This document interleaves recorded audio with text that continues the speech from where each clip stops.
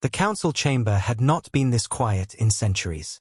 The great dome above shimmered with the reflected light of distant suns, but not one of the 1,000 delegates dared to move.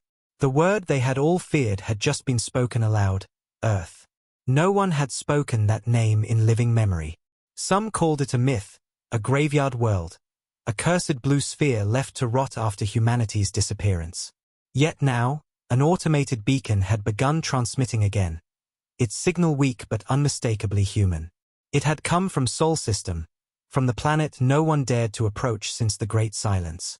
After hours of debate, the council agreed to send one observer. One voice among the chaos volunteered before fear could stop him: Ambassador Voron Taral of the Hellion species, a young diplomat known more for curiosity than wisdom.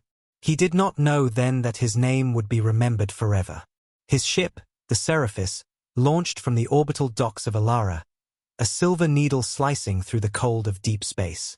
The voyage to Sol took 10 days in warp time. 10 days of uneasy quiet, the hum of the engines the only sound. Voron spent them reading fragments from the ancient archives, records of humanity's wars, their art, their rise from dust to dominion. The last entry in the archives ended abruptly. Year 3527, contact terminated, Earth enters isolation by self-declaration. No further data. No reason why. That frightened him more than any story of war. A species powerful enough to walk away from the galaxy and erase its presence had chosen silence. What could make them do that? As the Seraphis neared the Sol border, Voron's instruments began to fail one by one. The nav beacons flickered out. The comm array filled with static. Even the warp core dimmed to a low pulse, as though the ship itself feared what lay ahead. Entering restricted sector, the AI droned. Automated warnings detected: origin, Sol Defense Network. Voron frowned. That network should not have existed anymore.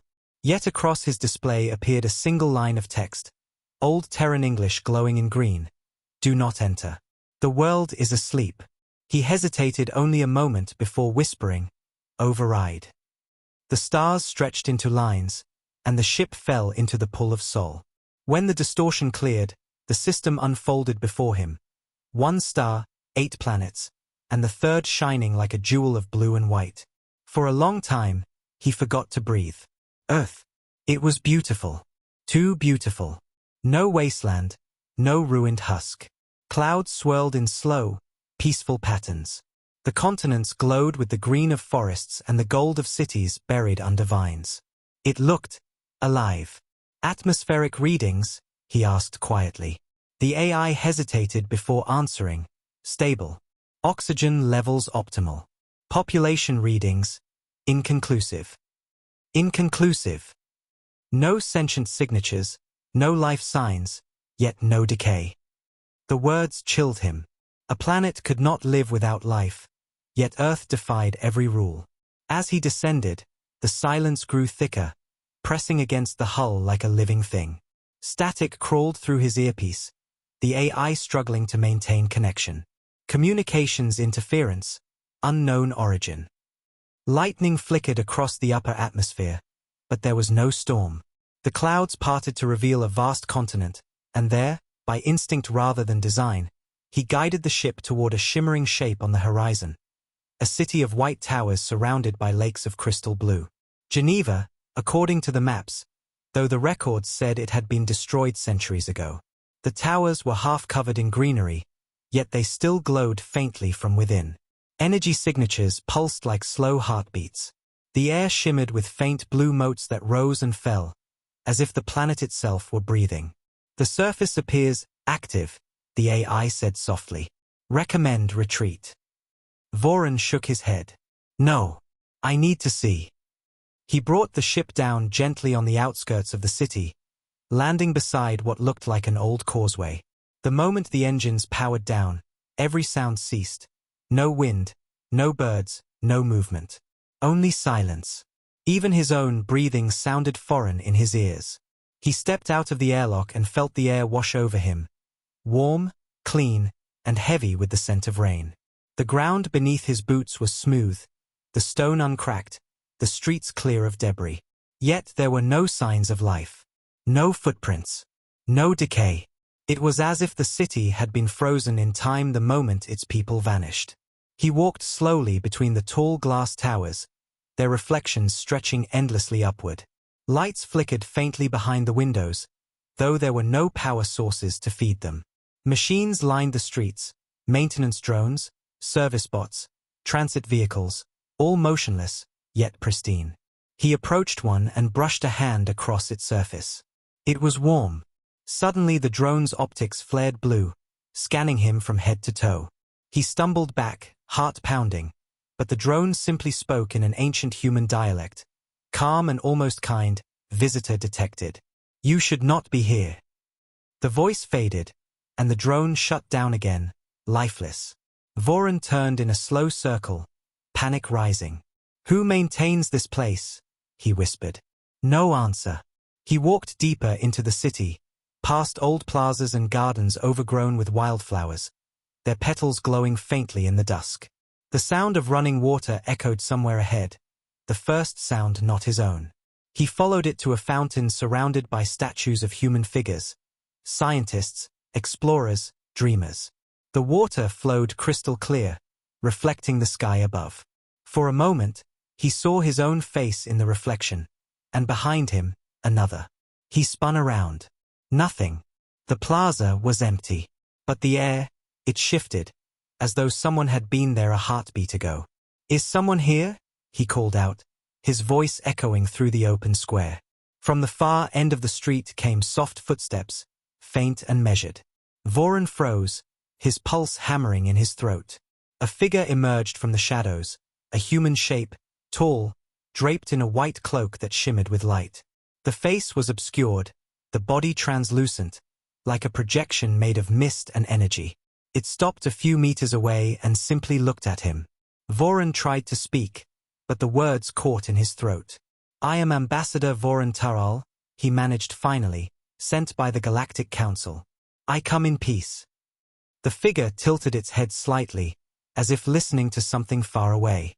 Then, in a voice that sounded both near and impossibly distant, it whispered, Peace, we remember that word. The figure stepped closer, and the light around it pulsed softly. Voron took an instinctive step back. Are you human? He asked. The figure's answer came slowly, almost mournfully, once. And then it was gone, fading into light like mist burned away by dawn. His heart pounded so loudly it drowned the silence. He stumbled back to his ship, hands shaking, mind spinning. AI, he gasped, record everything. But the console was dead. No lights, no power. Even his communicator blinked uselessly. The systems were intact, but the ship itself refused to obey, as though something greater had taken control. Then, across the cockpit glass, words appeared in glowing blue letters, written by no hand. HFY, have you come here? He stared in horror as the words shifted and rewrote themselves. The world is resting. Do not wake US. The lights of the city flared brighter, and every tower around him seemed to come alive, humming with a low tone that vibrated through his bones. He wanted to run, but curiosity and fear kept him rooted. Who are you? He whispered. What happened to you? The answer did not come in words. It came in visions, flashes of war, galaxies burning, fleets scattering, and then silence. Humanity turning away from the stars, folding inward, choosing to sleep rather than destroy again. He saw their last words written across the void. Let the galaxy live. We will not lead it to ruin again. The visions faded, leaving him trembling, tears stinging his eyes. He had come expecting ghosts and found something far more terrifying. A civilization that had conquered itself. The AI sputtered back to life, its voice thin and frightened. We should leave, Ambassador. He could only nod. As the ship lifted through the still air, he looked down one last time. The figures of light had gathered in the streets below, hundreds of them now, watching in silence as he rose toward the clouds. For a moment, they raised their hands, not in anger, but in farewell. When the Seraphis broke through the atmosphere, the sensors flickered one last time, capturing a reading impossible to comprehend. Millions of life signs deep beneath the oceans, far below the crust, sleeping in vast chambers of light. Humanity had not died. They had simply chosen to dream until the galaxy learned peace. As his ship left orbit, a final transmission reached him, soft as a whisper through static. You came seeking the living. You have found the awake. Tell them, our silence is not surrender. It is mercy. And as the stars stretched before him once more, Voron Taral understood why no one had ever dared return to Earth. It was not fear of death that kept the galaxy away. It was the unbearable weight of being seen by those who had already forgiven everything.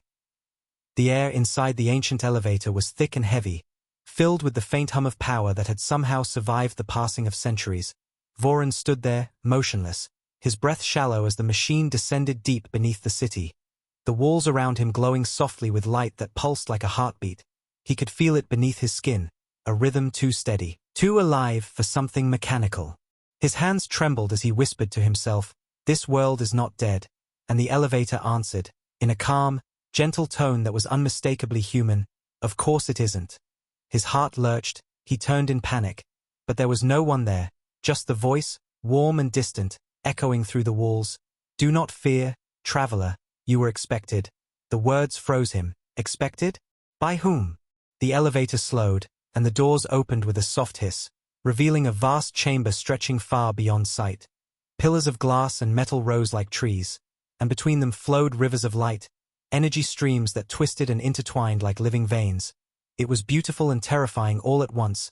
Voron stepped out, his boots crunching against the smooth floor that glowed faintly beneath his feet. "Identify yourself," he called out, but only the echo answered, faint and hollow.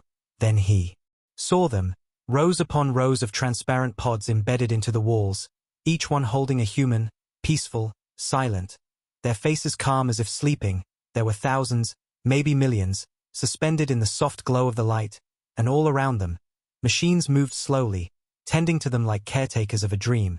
His voice trembled as he whispered, "They're alive," and the unseen voice replied gently, "Yes, they sleep, but they are not gone." He stumbled closer to one of the pods, a woman inside with silver hair and faint marks of circuitry along her skin. Her hand rested against the glass as though she were reaching towards something in her dreams.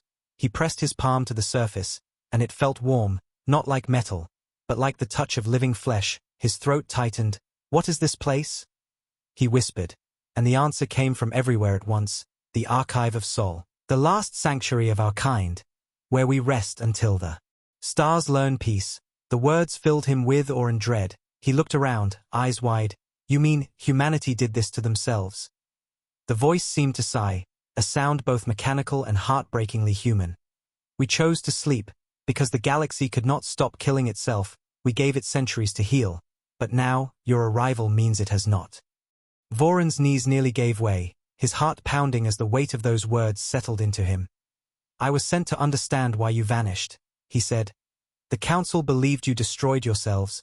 The voice answered softly, "Destroyed? No, Ambassador. We simply grew tired of teaching lessons no one wanted to learn." He felt a sharp ache in his chest, a shame he couldn't explain, because somewhere deep down he knew those words were true. The galaxy hadn't changed. It had only grown more arrogant. "Then why wake now?" he asked, his voice cracking. The light around him dimmed, and the voice's tone shifted, no longer gentle but heavy. "Because the stars are burning again. Because you could not stop yourselves. Because your wars echo loud enough to reach even our dreams." He swallowed hard, his mind spinning. "The Council doesn't want war, we just—" But the voice cut him off. "You always say that. Every age begins with peace and ends with ash, and we always watch from afar, hoping you would learn.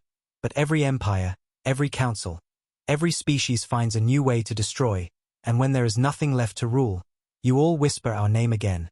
Humans, saviors, monsters, myths, and we remember." Voron sank to the floor, his hands shaking, his throat burning with the sting of tears. "Then what happens now?" he whispered. The light brightened again, softer this time. "That depends on you," it said. "If you leave, we will continue to sleep. If you stay, you will see what the galaxy truly forgot." He stood slowly, his legs weak, his eyes fixed on the endless rows of slumbering humans, their faces so peaceful, so fragile. He couldn't believe that these were the same beings who had once brought the galaxy to its knees. The same species whose silence haunted every civilization. He wanted to speak, to ask why they had not simply destroyed everyone who betrayed them. But before he could form the words, the floor beneath him rippled like water, and the light bent around him, forming a shape, a figure of pure white energy that took human form, tall, graceful, its face undefined yet familiar. "Who are you?" he asked, his voice barely audible. "I am Erivos," it said, "the guardian of the sleepers, the memory of what once was, and the echo of what will be." The figure walked toward him, each step leaving ripples of light on the ground. "You carry the mark of the council," Erivos said, its voice neither male nor female, but full of calm authority. "You are their voice, their eyes, and their ignorance. Tell me, what has become of the galaxy since we left?" Voron hesitated, unable to meet the being's gaze. "It thrives, it fights, it still struggles," he admitted. Erivos tilted its head slightly. "So nothing has changed," it said quietly. "Then our sleep was not long enough." Voron felt the air tighten around him, his pulse quickening. "Wait," he said. "You can't wake them. The galaxy isn't ready." Erivos's light dimmed, the voice lowering to a whisper. "It never is." Suddenly the walls of the chamber shifted, the pods flickering, and the ceiling opened to reveal a projection of the stars above Earth. But they were not peaceful. They burned red, entire sectors flaring like wounds, ships clashing, worlds falling. "This is your galaxy," Erivos said. "You call it progress, we call it repetition." Voron stared in horror, unable to look away from the endless destruction playing before him. "Please," he begged. "Don't wake them. The council will change. We can change." Erivos regarded him in silence, the glow of its body pulsing faintly. "You speak with sincerity," it said. "But sincerity is not enough, it never was." Voron's tears spilled freely now, his voice breaking. "Then why show me this? Why not destroy us like you destroyed the last warlords?" Erivos turned away, its form beginning to fade. "Because mercy was our greatest mistake, and yet, we cannot forget it." Its voice softened again. "Tell them, Ambassador, that the sleepers remember, and they are listening. Every act of cruelty, every whisper of greed, reaches their dreams. Tell them that the next time they wake, they will not come to save, but to end." The light flickered once more, the sound of the chamber deepened into silence, and Erivos was gone, leaving only the hum of the sleeping millions, their faint heartbeats echoing like thunder in the dark. Voron fell to his knees, hands covering his face, sobs shaking his body. He had come to find answers, but instead he had found judgment, a truth so vast it broke something inside him. He looked up one last time, at the faces in the glass, and whispered, "I'm sorry." Though he knew they could hear him, and as he turned to leave, the lights of the chamber pulsed softly in return, not in anger, but in forgiveness. That single act of compassion cut deeper than any threat, for he understood now. Humanity did not need to raise a hand to remind the galaxy of its place. Their mercy alone was enough to bring the stars to their knees. The elevator doors closed behind him with a quiet hiss that sounded almost like a sigh, and Voron found himself back inside the trembling silence of the ancient chamber, his breath still uneven from what he had seen below. The vision of millions of sleeping humans haunted him with every heartbeat, and the echo of the voice, Erivos, still rang in his mind like a warning carved into his very soul. His hands shook as he tried to activate his communicator, but it remained dead, the display flickering only long enough to show a single glowing word before it died again. Remember, that word alone made his chest tighten, because now he understood what kind of power still slept on this planet, and it wasn't military or technological. It was something deeper, something old, something sacred, and it terrified him. He moved through the tunnels beneath the city, the walls alive with faint whispers, not sound but sensation, like thousands of voices brushing against his thoughts. They were human voices, soft, familiar, but speaking in languages he didn't know. "Who are you?" he whispered, and the air seemed to respond with 1,000 overlapping tones. "We are the dreamers, the watchers, the ones who chose to wait." His heart pounded harder, sweat running down his back. "Why show me all this?" he asked again, his voice cracking under the weight of fear and awe. "Because you came seeking answers," the voices murmured, "and now you must carry them." He reached a doorway at the end of the passage, a wide, circular chamber that pulsed faintly with golden light, its walls covered in symbols that seemed to shift as he looked at them. each mark glowing brighter whenever his gaze touched it. And at the center stood a tall pedestal, upon which floated a single black sphere, perfectly smooth, perfectly still. It was humming, but not with sound, with feeling. He felt it in his bones, in his chest, in the rhythm of his heartbeat. He approached slowly, almost afraid to breathe, and as his fingers brushed against the edge of the pedestal, the sphere came to life, glowing deep blue before exploding into a swirl of holographic light, filling the entire room with images of the stars, entire constellations spinning above his head. But these weren't the stars as he knew them. They were burning, collapsing, changing, and then, as he looked closer, he saw fleets, millions of ships, human ships, rising from the shadows of distant worlds. He gasped, stepping back, his mind refusing to accept what he saw. Impossible, he whispered. Those fleets, they're active. The air shimmered, and Arivos's voice returned, calm and sorrowful. They are asleep, like their makers, but they are linked to their dreams. Should humanity ever awaken, so will they, and the galaxy will remember what fear truly means. Voron's heart pounded as he stared up at the projection. The holographic warships so massive they seemed to block out the stars. Then, why not dismantle them? Why not end it all? Arivos paused, as though considering the question. Because they are not weapons of war, it said softly. They are witnesses. They remember every broken promise, every betrayal, every scream from the worlds that burned. And if they wake, they will not seek vengeance, they will seek balance. He stumbled backward, his legs weak, his throat tight. Balance? He repeated. You call the destruction of empires balance? Arivos's light flickered, and the entire chamber dimmed to a pale gray. You misunderstand, the voice said gently. We do not destroy for power, we end what refuses to heal. We gave the galaxy mercy once, and it learned nothing, so when we return, we will teach it peace the only way it remembers, through fear. Voron felt his stomach twist, his mind breaking under the enormity of what he was hearing. The Council doesn't want war, he shouted. We built a new age, a better one. Arivos's tone shifted, darker now, almost like sorrow wearing the mask of anger. And yet, even now, your fleets blockade weaker worlds, your rulers silence their colonies, and your council grows rich on the labor of those you call allies. Do you not see? You have become the same as those we once saved.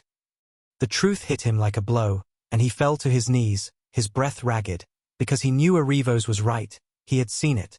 How the Council's promises of unity had turned into empires built on fear. How peace had become just another word for control, and in that moment, he felt the crushing weight of humanity's silence. It wasn't abandonment. It was judgment. They had left the galaxy to learn, but the lesson had been ignored. Please. He whispered, don't wake them. They'll destroy everything. Arivos's voice softened again, and for the first time, it sounded almost compassionate. If destruction is what comes, it will be because your kind cannot exist without it. Its light brightened, surrounding him in warmth and sorrow. You are not our enemy, ambassador, but you are our proof. Your presence means the galaxy still cannot live without seeking what it cannot control. He rose shakily, his vision blurred with tears. Then what am I supposed to do? He asked, his voice trembling. What can I tell them? The chamber stilled, the lights dimmed to a faint glow, and Arivos's answer came like a whisper in his soul. Tell them that Earth still remembers, that its silence is not weakness, and that the day they hear our voice again will not be a warning, it will be the end of all arrogance.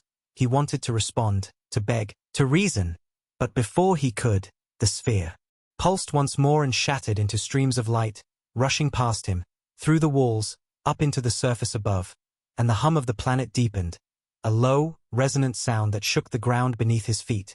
He ran, desperate to reach the surface, to escape the growing pulse that now sounded less like a hum and more like a heartbeat.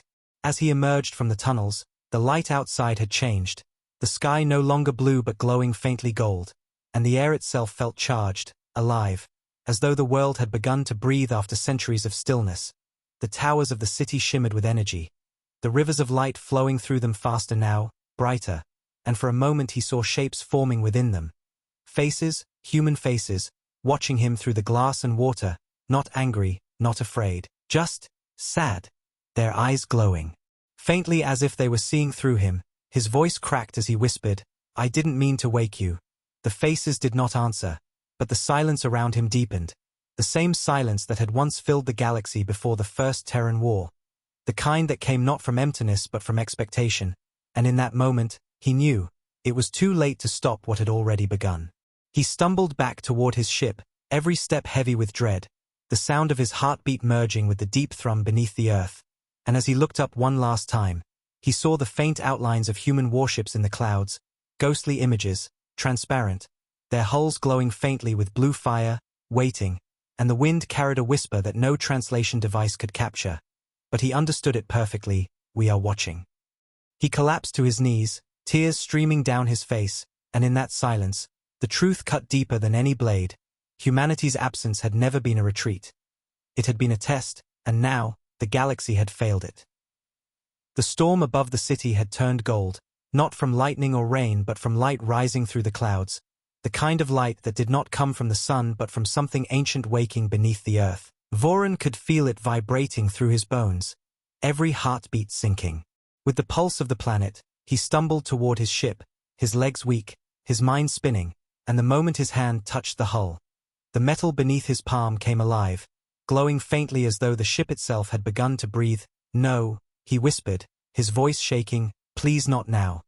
But the vessel's core thrummed in response, its systems activating without command. Screens flickering with strange human symbols that his translator could not process. He had no control anymore. The ship was no longer his. It was listening to something else, something older, something that had just opened its eyes. The sky cracked with sound, but it wasn't thunder, it was music, low and deep, like choirs buried beneath oceans, singing in perfect unison. The air shimmered, and all around him the city began to move, walls folding, towers bending, streets shifting like the surface of water. Machines he thought long dead rose from their places and began to walk, not aimlessly but with purpose, their eyes glowing the same blue as the clouds above. They passed him without acknowledgement, assembling in perfect lines, facing the horizon, like soldiers answering a call, and in that moment Voron realized that this city, this entire planet, had never truly slept. It had only been waiting, and his presence, his single act of trespass, had become the spark that stirred the dream awake. He ran inside the ship, gasping for breath, trying to force the controls to respond. "Override command," he shouted. But the Ari's voice came back, soft and unfamiliar. Not his ship's system anymore, Ambassador Voron. It said in a tone eerily human, "You were warned not to wake us." His heart dropped. "Arivos?" he whispered. The voice paused for a moment, and then spoke again. "The Guardian does not speak now. I am the system of remembrance, and you have brought us the truth. The galaxy is still sick." Voron's throat closed. He didn't want to hear more. "I didn't come here to harm anyone. I just wanted to understand." The voice softened. "Understanding always comes with cost." The ship's monitors flickered, showing the view outside, and Voron froze, because far beyond the clouds, across the curvature of the planet, he could see lights moving beneath the oceans. Thousands, tens of thousands, vast geometric formations glowing like constellations underwater, as if the sea itself had begun to shine. "What is that?" he whispered. The voice answered quietly, "They stir." He felt the blood drain from his face. "The humans, the dreamers," the system said. "Their minds are one with this world. Their thoughts shape the tides and the winds. When they stir, the planet answers. When they dream, the stars listen." His pulse hammered in his ears. "Are they waking?"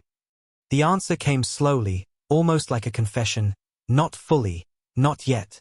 But they have sensed your fear, and now they remember." He collapsed into the pilot's chair, staring blankly at the rising light, his voice trembling. "You don't understand what will happen if they wake. The Council," the voice interrupted. "The Council remembers nothing of what was promised. They sent you because they forgot fear. You came because curiosity has replaced humility, and now, you will carry the weight of what you've seen." Outside, the light reached the clouds, golden turning white, burning through the night like dawn breaking all at once. The storm was gone, replaced by silence so thick it felt like pressure. And then, for the first time since his arrival, he heard a voice, not from a machine, not from Arivos, but from everywhere at once, the same voice that had whispered in his dreams since he entered orbit. But now stronger, awake, human, "Ambassador," it said softly, the tone neither hostile nor kind. "You came seeking the truth." He swallowed hard, whispering, "Yes, then behold it," the voice continued. "You look upon the world that once burned for mercy, and when the galaxy forgot, we chose to sleep so it could remember peace on its own. But peace never came, only pride, only noise, only silence without understanding, and now you stand here as proof." Voron's eyes filled with tears. He didn't know why. Fear, sorrow, guilt. It all mixed together until it felt like drowning. "We've changed," he said, barely breathing. "The council is different now, the galaxy isn't the same." The voice seemed to smile, though there was no sound of joy in it. "That is what they always say, a pause, heavy with memory. And yet here you are, another envoy, another observer, another one who believes the past is buried when it has only been waiting." The words struck him like knives, and he whispered, "Then what do you want from me?" The light dimmed slightly, the air settling, and the voice softened into something almost human. "To remember us not as gods, not as monsters, but as the consequence of your choices. Tell your council that the next time they forget what peace costs, the next time they raise fleets against the weak, we will not sleep again." His breath hitched, his hands shaking as he reached for the control panel, and to his surprise, the ship began to respond, systems coming back online one by one. "You're letting me go?" he asked in disbelief. The voice echoed softly, "Go, and carry our silence with you. For silence is the only language the galaxy has never learned." The engines hummed to life, the blue glow fading from the sky as the light slowly withdrew beneath the oceans, as if the dreamers had gone back to sleep. But before he could rise into orbit, one last image appeared on his display. A pair of human eyes, vast and luminous, staring directly into his soul, and a final whisper that chilled him more than any threat could. "We forgive you, but forgiveness is not forgetfulness." As the ship ascended, the light of the planet faded behind him, leaving only the calm blue of Earth, serene and silent as it had always been. He sat in the cockpit, unable to move, unable to breathe, his heart caught between awe and despair, because he knew now what the galaxy would never accept. The humans had not vanished, they had transcended, and the day they returned would not be the day of salvation. It would be the day the galaxy faced itself, and for the first time, truly understood what it meant to be small. As his ship left the atmosphere, a single signal echoed through the stars, ancient and unmistakable, carrying only 3 words, words that would reach every world, every ship, every council chamber before the next dawn: "Earth remembers you." The stars stretched endlessly before him as the ship broke free of Earth's gravity, yet Voron felt no relief, only a hollow ache that deepened with every passing moment. The silence of space no longer felt peaceful. It felt heavy, alive, as if every beam of starlight was watching him, judging him. He sat motionless in the pilot's chair, the blue planet shrinking behind him until it was just a glowing sphere wrapped in mist, but even from that distance, he could feel its presence, a quiet power. Radiating through the void, his instruments flickered again, showing faint energy readings spreading outward from Earth. Invisible waves pulsing through space like a heartbeat, reaching far beyond the Sol system, and he knew what it meant. Earth wasn't calling anyone. It was reminding them that it was still there. He tried to speak, to send a message to the council, but the comm refused to transmit. The system locked itself with a soft chime and displayed a line of Terran text across the console. The messenger must first understand the message. Voron stared at the words until his vision blurred, his throat tight, his hands trembling over the controls. "I understand," he whispered, though he wasn't sure he truly did. "I understand," he said again, louder, as if begging the ship to believe him.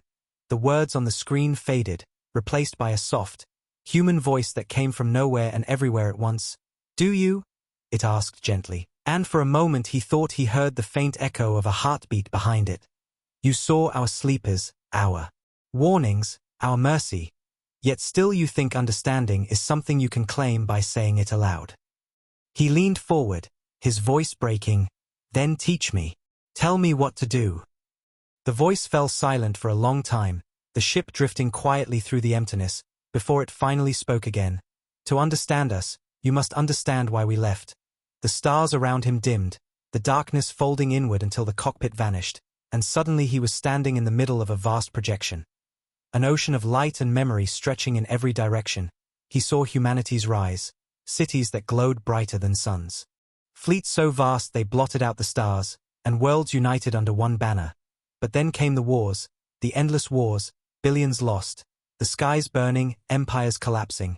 He saw the Council's ancestors begging for help, and humanity, tired but compassionate, lifting them up, rebuilding the shattered colonies, giving peace to a galaxy that did not deserve it. And then, he saw betrayal. The same species they had saved, turning on them, fearing them, trying to erase them from history. And, instead of fighting back, humanity simply stopped. They sealed their gates, silenced their transmissions, and disappeared, leaving behind only the quiet hum of their machines and the guilt of a galaxy that didn't know how to live without them. Voran fell to his knees in the projection, tears streaming down his face. "You were trying to protect us," he whispered. "You left because you still had hope for us." The voice surrounded him again, softer now, sadder. "We left because hope became pain, because every time we gave light, it was used to burn another world, and every time we forgave, we were shown new reasons to hate. So we chose to sleep, not out of fear, but out of sorrow." The images shifted again. Earth, the last humans, gathering beneath silver skies, kneeling beside the oceans as they activated the great stasis fields, their faces calm, resolute. One woman looked straight into the projection, her lips forming the words, "We will not harm what we once loved." The light faded, and Voran was back inside the ship, gasping as if he'd been holding his breath for centuries. The blue glow of Earth still visible through the viewport, but now it looked different.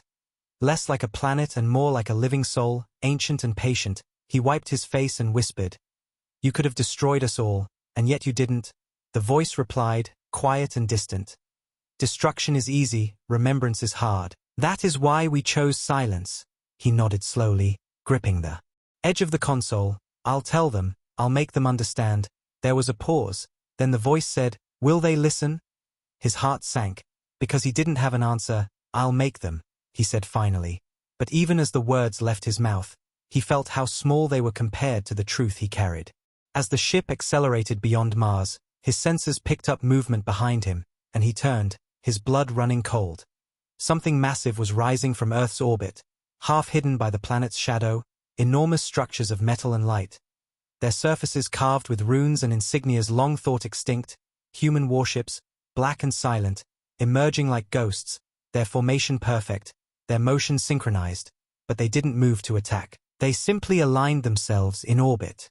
Encircling their home world like guardians, the AI spoke softly. "The Watchers awaken when the dreamers stir."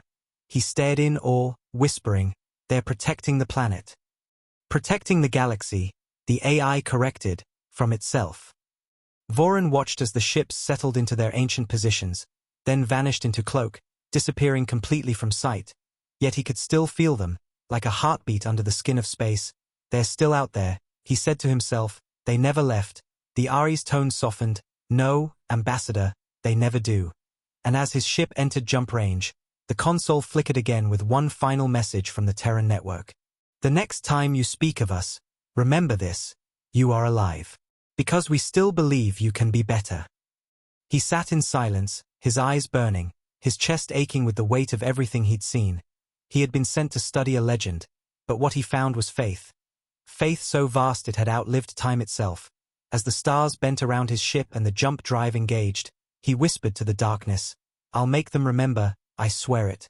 And somewhere behind him, faintly, impossibly, came a voice that sounded almost like a human whisper carried across the void. "Then you will not be alone." And the light swallowed him whole, leaving Earth behind, silent again, but not forgotten. For silence had never meant absence, it had always meant patience.